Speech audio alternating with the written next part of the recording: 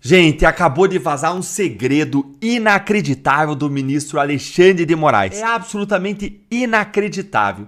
E eu fiquei muito surpreso porque a imprensa foi quem vazou esse segredo do ministro e fez isso sem querer, de uma forma totalmente despercebida. E essa informação consta como um mero detalhe em uma matéria que fala de outro assunto, quando isso aqui que eu vou te mostrar é que tinha que ser a notícia principal, porque é um escândalo. Mas a imprensa tem naturalizado tanto os abusos de Moraes que nem dá mais bola para aquilo que é absurdo e aquilo que é escandaloso. Vem ler comigo aqui alguns trechos dessa matéria da coluna da Bela Megali, publicada no jornal O Globo, para você poder entender o contexto em que esse segredo foi revelado, porque ele está no último parágrafo da matéria e ele vai impressionar você. Dá uma olhadinha aí comigo.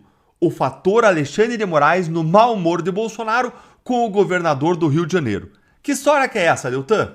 Olha aqui. Jair Bolsonaro tem mostrado aliados que o governador do Rio de Janeiro, Cláudio Castro, está em baixa com ele. Em conversas com integrantes do PL nas últimas semanas, Bolsonaro passou a sinalizar que Castro não é a sua primeira opção para concorrer ao Senado pelo Rio de Janeiro em 2026.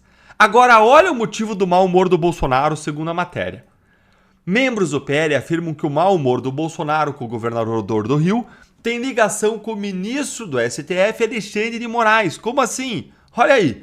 O ex-presidente acredita que Castro, que tem bom trânsito na corte no STF, teria relação com o fato de Moraes, segundo integrantes do PL, estar estimulando governadores a concorrerem ao Senado em 2026. Vou repetir, olha aqui, ó.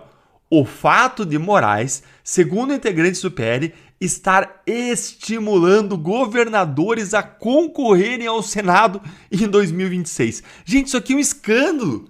Eu fiz um vídeo aqui no canal sobre isso, porque no dia 9 de março saiu na coluna do Lauro Jardim, que você vê aí na tela, essa informação de que um ministro do STF estaria conversando com governadores para convencê-los a se candidatarem ao Senado e assim impedir que Bolsonaro tenha maioria no Senado no ano que vem, com o objetivo explícito de impedir o seu próprio impeachment.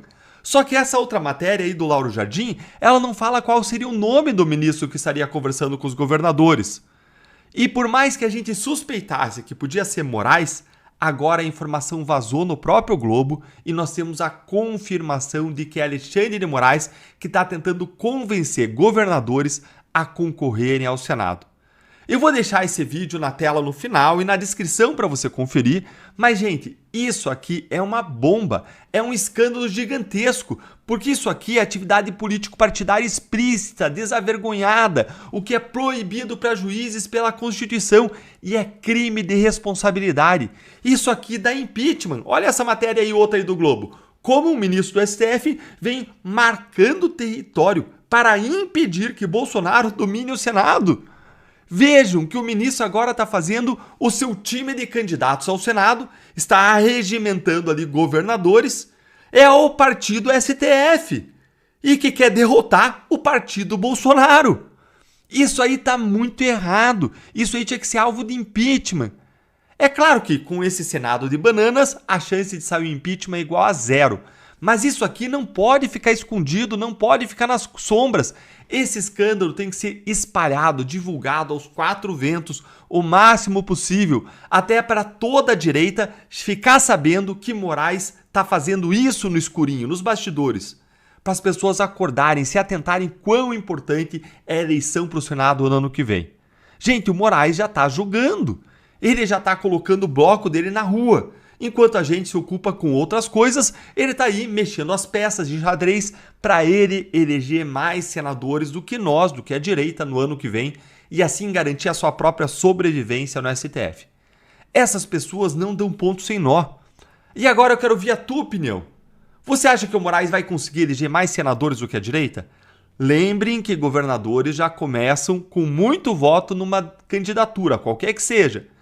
Agora, será que o Moraes vai ter abertura com tantos governadores que têm processos e interesses no STF para regimentar um time? Me conta aí nos comentários a sua opinião. Curte o vídeo para mais gente ficar sabendo desse escândalo, desse absurdo. Se inscreve no canal, aqui é a sua casa. clica no sininho para você não perder análise como essa e você é meu convidado para se tornar membro aqui do canal para receber conteúdos exclusivos, além de ser uma forma muito gentil de você estar apoiando o nosso trabalho. Um grande abraço. Arregou! O ministro Alexandre de Moraes, ele viu que pegou mal a sua decisão de soltar um narcotraficante internacional. Aí ele foi humilhado e ele teve que voltar atrás, dando uma desculpinha ridícula que eu vou te mostrar, assim como eu vou te mostrar 2 provas de que é uma mera desculpinha.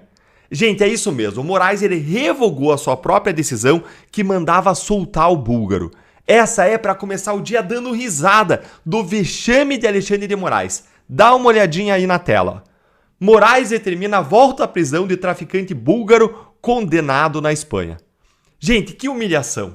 Para Alexandre de Moraes ele recuar alguma vez na vida, você pode ter certeza de que foi porque pegou mal demais. O que ele deve ter ouvido de críticas a essa palhaçada dele não está escrito.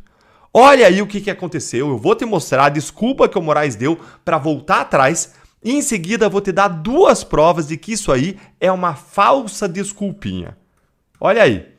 O ministro Alexandre de Moraes, do STF, revogou a decisão na qual ele mandou para a prisão domiciliar o búlgaro Vasil Georgiev Vasilev, cujo processo de extradição pedido pela Espanha foi suspenso pelo Moraes após o judiciário espanhol negar a extradição do blogueiro bolsonarista Oswaldo Eustáquio, foragido no país europeu desde 2023.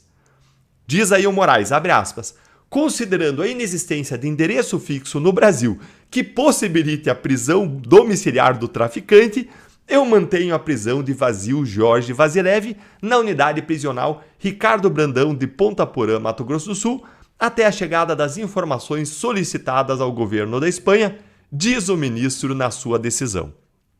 Que desculpinha ridícula, hein, Moraes?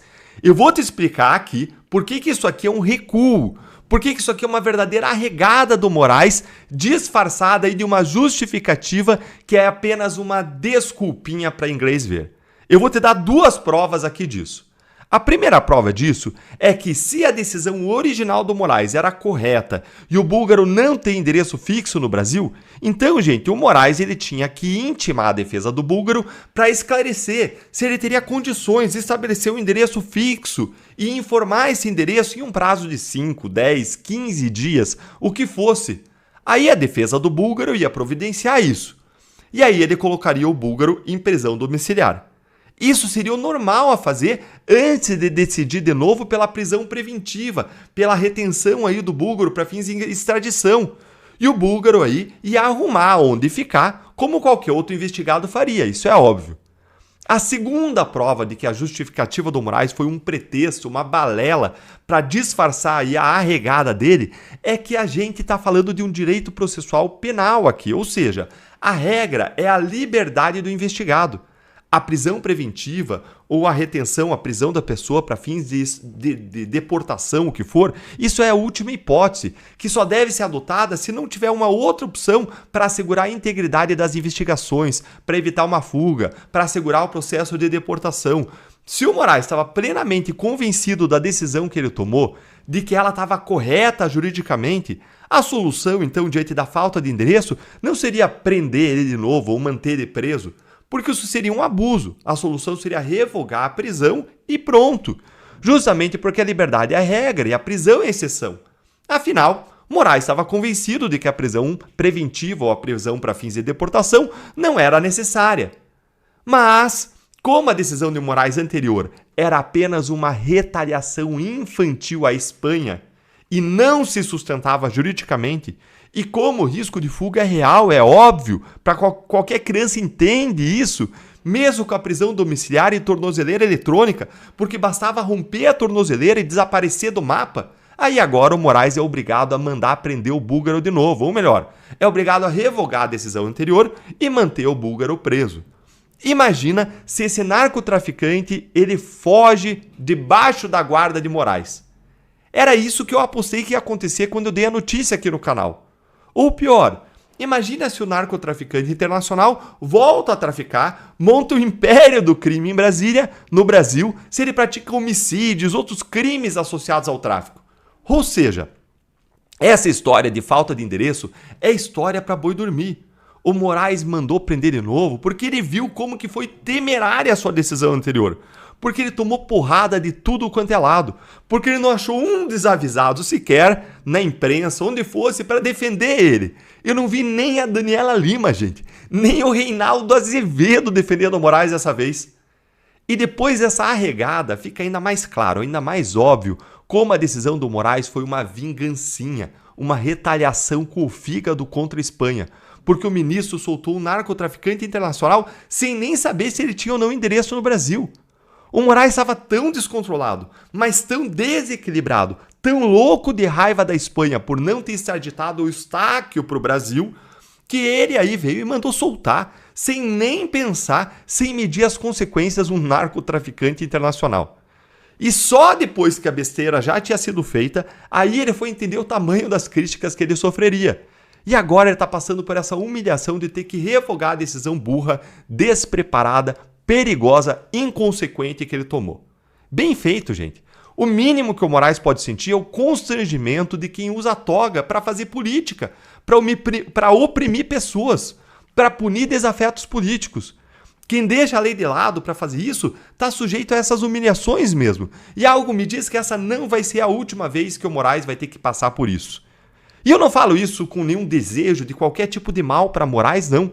Eu falo isso por amor aos brasileiros e àqueles que sofrem quando um ministro usa uma toga para fazer política. Um criminoso ele deve ser punido pelos seus atos, seja quem for.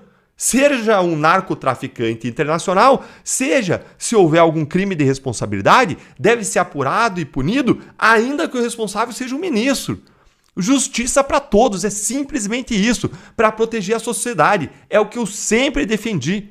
E se eu achasse que o Moraes estava revendo sua decisão porque ele entendeu que ele estava errado, porque ele se arrependeu, porque ele vai mudar, porque ele botou a mão na consciência, aí eu aplaudia. Mas eu não acho que seja o caso. Eu acho que é mero cálculo político, do mesmo tipo que o Centrão faz na política. E o Centrão é o que tem de pior na política. A gente precisa de mais pessoas de valores, de princípios, de virtudes na cena pública. E menos gente que usa o poder de forma abusiva ou para os seus próprios fins pessoais.